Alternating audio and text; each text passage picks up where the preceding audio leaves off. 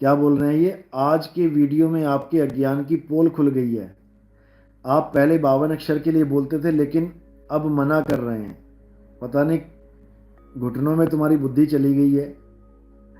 हमारे यहाँ कहावत है, तेरा दिमाग घुटनों में है क्या? ये कहावत उसको बोली जाती है जो अज्ञानी जीव होते हैं, जिनको समझ में ही नहीं आती कोई बात। हजारों बार बोला गया है, हजारों बार समझाया गया है कि दो प्रकार का ज्ञान है। एक पवित्र ज्ञान है और एक मूल ज्ञान है। पवित्र ज्ञान तुम जग में भाखो, मूल ज्ञान गुपत कर राखो। अब बताओ, जिस जो तुम्हें लग रहा है कि दो प्रकार का ज्ञान बोलते हो आप, संत बोलते ही दो प्रकार का ज्ञान है। एक अज्ञानियों के लिए, एक ज्ञानियों के लिए। समझे? पवित्र ज्ञान तुम जग में भाखो। अब जग में किसके लिए भागोगे? अज्ञानी जीवों के लिए। और मूल ज्ञान गुप्त कर राखो। मूल ज्ञान केवल किसको देना है? ज्ञानी पुरुषों को। ये सबको नहीं बांट देना है। मूल ज्ञान बाहर जो पढ़ही, तो बिचली पीढ़ी हंस न तरही। बिचली पीढ़ी का मतलब क्या होता है? जब कोई बच्चा घर से निकलता है और अपनी मंजिल पे पहुंचने के लिए घर से निकलता है, तो जो रास्ता होता है बीच में, जब वो रास्ते में चल रहा होता है तो घर से भी निकल गया और अभी मंजिल पे भी नहीं पहुंचा, तो वो कहां है? वो बीच में है, बिल्कुल बीच में है। जैसे आप घर से सत्संग घर के लिए निकले, तो घर से जैसे ही निकले और अभी सत्संग घर पहुंचे नहीं, तो वो बीच में जो रास्ता है वो क्या कहलाता है? वो बीच का रास्ता कहलाता है। तो उसको कहा है बिचली पीढ़ी। बिचली पीढ़ी हंस ना तरही, यानी भक्ति तो शुरू कर ली, लेकिन ऐसी भक्ति शुरू कर ली कि मंजिल पर नहीं पहुंच पा रहे। तो कहां पर हैं? बीच में। यानी पूरे संसार में जितने भी लोग भक्ति कर रहे हैं, उन्होंने भक्ति स्टार्ट कर ली।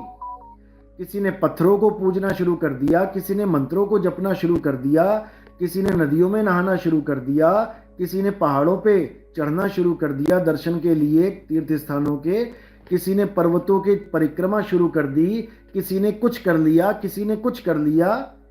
यानी घर से तो निकल लिए, लेकिन ये सब करके मंजिल तक नहीं पहुंचेंगे। तो वो सब बिचली पीढ़ी हंस हैं, यानी बीच रास्ते में फंसे हुए हैं। अब उनको बीच रास्ते से पार कौन करवाएगा? भेदी गुरु। ये मंत्र जाप वाले गुरु नहीं कि मंत्र जप लो, ये कर लो, वो कर लो। ये सब अधूरा ज्ञान है। मंत्र जपने वाले गुरु केवल तुम्हें 52 अक्षर के मंत्र ही दे सकते हैं, इससे ज्यादा कुछ नहीं दे सकते। तुम्हें मंत्र देंगे, खुद जेल में बैठ जाएंगे जाके, उसके बाद तुम जाओ जहां मर्जी, जहन्नुम में जाओ, कोई फर्क नहीं पड़ता उनको। लेकिन जो सही गुरु, सच्चा गुरु होता है, वो 52 अक्षर छुड़वा देता है। एक छुड़ाए, एक लखाए, तब प्राणी निज घर को जाए। ये बात सबके समझ में नहीं आती है, इसीलिए वाणियों में ये दर्ज है। गरीबदास जी की वाणी आप पढ़ेंगे तो कह रहे हैं 52 अक्षर लेख राम रंग होरी हो। जो 52 अक्षर है वो लेख है।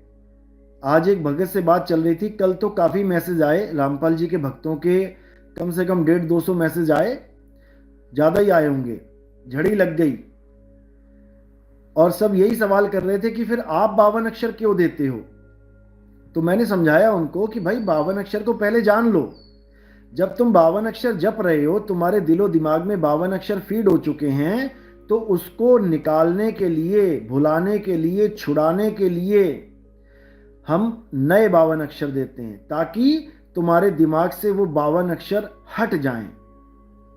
क्यों? क्योंकि वो नाम ही काल भगवान का है, जिसका तुम नाम जप रहे हो।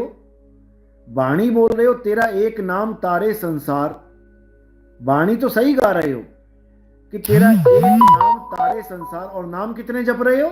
10 नाम जपते हो तुम लोग, 10 से भी ज्यादा। पहले मंत्र में कितने नाम है? सत सुकृत अविगत कबीर, ये कबीर साहब का मान लो एक नाम है।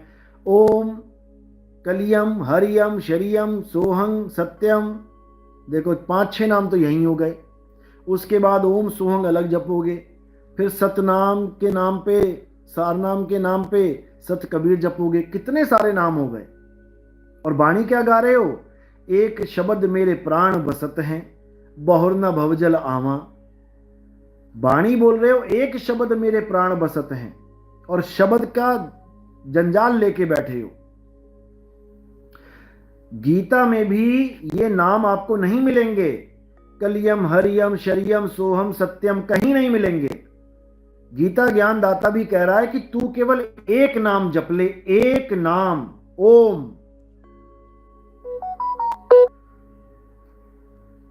केवल एक नाम जपने को बोला जा रहा है गीता के अनुसार। अगर एक नाम, यानी गीता कह रही है अगर ओम नाम का जाप कर लिया तो सीधे ब्रह्मलोक पहुंचा दूंगा।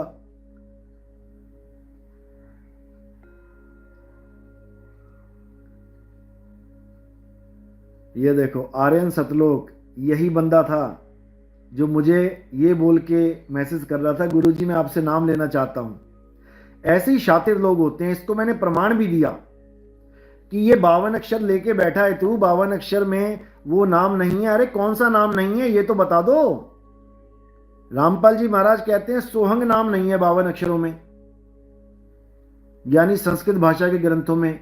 तुम्हें हर पुराण में सोहंग दिखा देंगे, हर पुराण में, शिव महापुराण में, देवी भागवत पुराण में, तुम्हें गरुड़ पुराण में दिखा देंगे सोहंग मंत्र।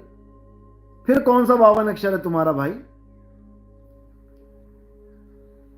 ये समझ लो। तो गीता ज्ञान दाता भी कह रहा है कि अगर एक नाम जप लिया यानी ओम जप लिया तो तुम्हें बाकी नाम जपने की जरूरत नहीं है, मैं अपने धाम तक पहुंचा दूंगा तुम्हें। गीता ज्ञान दाता के पास भी इतनी ताकत है कि बिना देवी देवताओं का नाम जपवाए वो एक ही नाम से सारी सुख सुविधाएं भी दे देगा और तुम्हें सीधे पार कर देगा अपने लोक तक। यानी काल भगवान में इतनी ताकत है कि वो सीधे पार कर देगा, और कबीर साहब में इतनी ताकत नहीं है कि बिना देवी देवताओं के नाम जपवाए तुम्हें सतलोक ले जाए। ये हाल है, ये हाल है। क्या करेगा कोई? लेकिन ये बातें विवेकियों को ही समझ में आती हैं, अविवेकी नहीं समझ पाते। जीवन बीत जाता है, पूरा जीवन बीत जाता है, लेकिन बात समझ में नहीं आती है। दिक्कत ये है।